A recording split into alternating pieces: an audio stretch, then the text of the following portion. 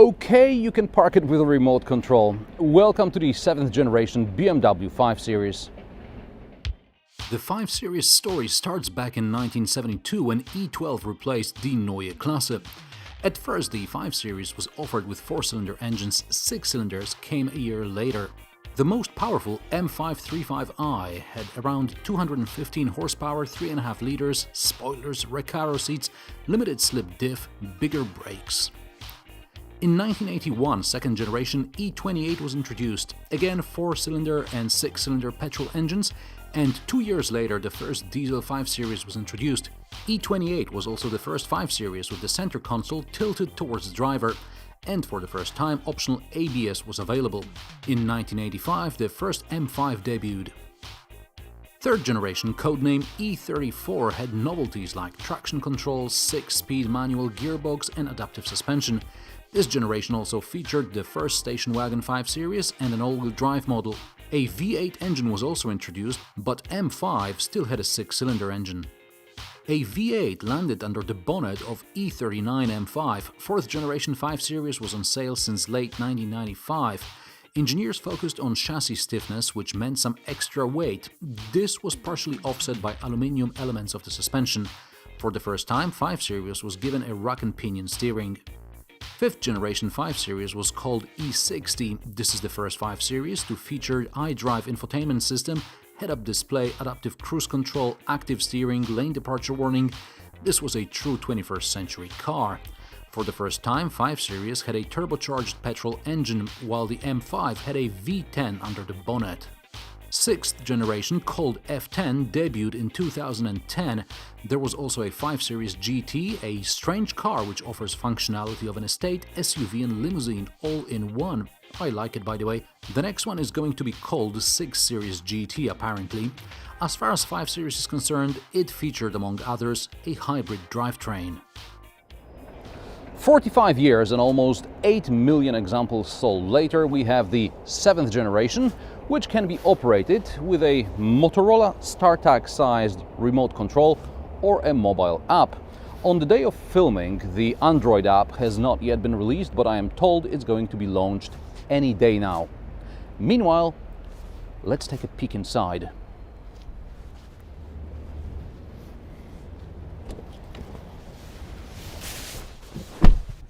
It's unbelievable how BMW interiors have evolved since 2010.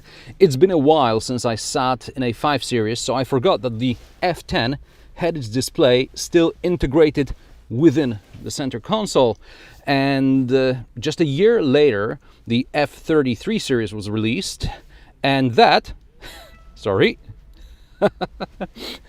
that's the gesture control. Oh, don't get me started. Anyway, the F33 series, which debuted just a year later, 2011 I think it was, it had this tablet-like contraption, which some of you, I know, you don't like it. Why? I don't know. My problem is this. I like to talk with my hands, like an Italian, huh? Although the new 5 Series features new or improved driver aids, which prepare the BMW driver for automated driving future, iDrive in its current form has hit a wall and, in my opinion, should be replaced. It's not about available functions. Like in other cars, I can surf the internet, check the weather, news, navigate around traffic jams. BMW also lets me set the temperature above which my seats will be automatically ventilated, below which they will be heated, the same with the heated steering wheel. All these settings can be saved within a driver profile. It's the iDrive interface I have a problem with. This iDrive knob is almost 15 years old. Sure, the system has evolved during this time, it's now touch sensitive and everything, but I think that the tablet-raised generation of startup millionaires will prefer a BMW touch-controlled spaceship. They don't care about steering feel because they know it from a game console. They will want connectivity and they will want a familiar interface. And BMW lacks in the interface department.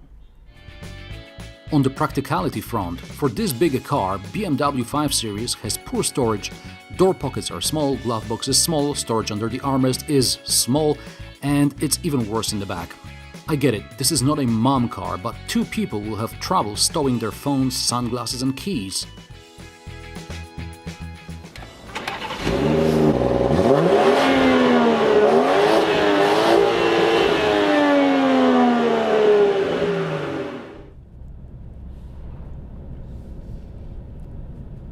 I'm very happy you sat through my moaning, because this is where the positives begin. First of all, steering. If you want something better, you'll have to dish out a lot more for a Porsche. Recently I drove a Jaguar XF, which has boat-like steering compared to the 5 Series. Here, steering is direct and only tightens as you turn, exactly the opposite of the Jag. It's a 5-meter long limousine, and it feels like you're driving a go-kart, only with better sound insulation and much better suspension. Because the suspension is excellent. This car has an optional M Sport pack on it, which costs around 6,000 euro. Besides different rim design, it gives you things like Sport automatic gearbox, Sport M steering, aero pack. There is also an optional dynamic damper control system. Basically, BMW 5 Series passengers glide in comfort, while mere mortals have to endure a rough ride over bumps in their cheap cars. And then there is the soundproofing. This car comes with acoustic windscreen and an acoustic headliner. They make you forget you're driving a 6-cylinder, 340 horsepower car. Actually, you can barely hear the exhaust even in Sport Plus mode.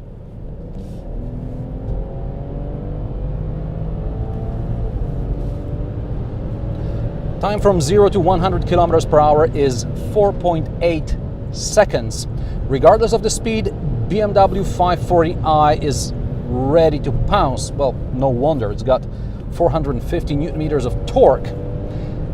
I like the moment when the back lowers and you're pushed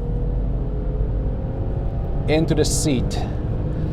And by the way, in sport mode, the side bolsters tighten. It's a nice feeling.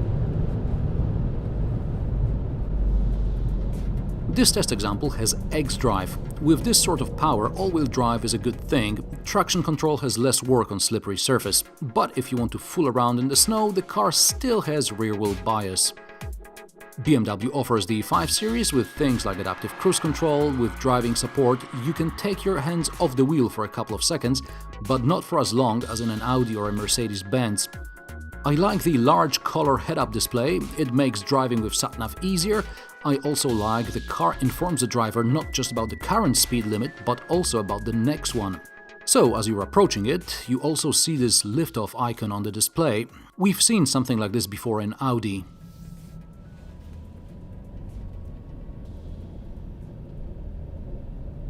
Low drag coefficient of just 0.22, and such suggestions are supposed to help you as a driver to get better fuel economy. In real life, it's not that easy. I took the car on a 100 kilometers plus trip, and there were motorways, there was some city driving and some back roads. I started with over 11 liters per 100 kilometers, and after over 100 kilometers I got it down to just below 10. I get it. You have 6 cylinders, 340 horsepower, the car weighs over 1700 kilograms, it's got all-wheel drive, but BMW claims 7.4 liters per 100 kilometers combined. I don't think so.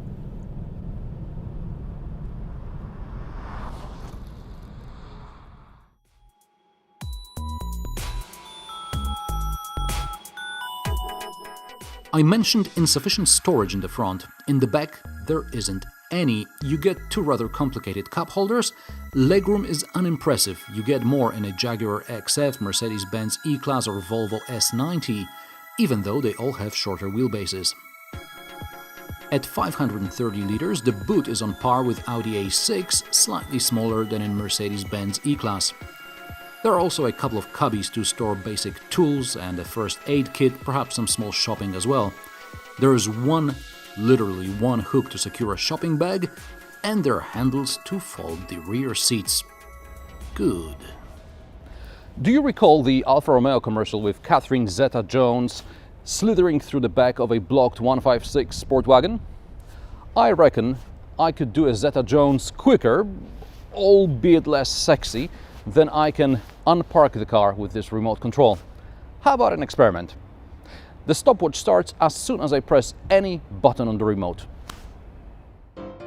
On the left, I unlock the remote, find the parking function on the touch screen,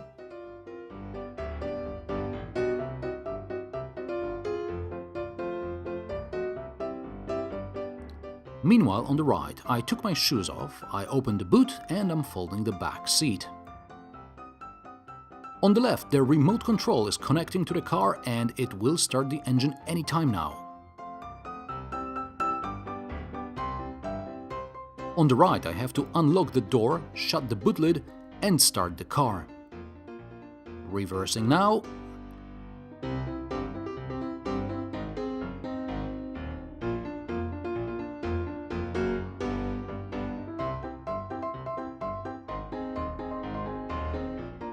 And stop the clock.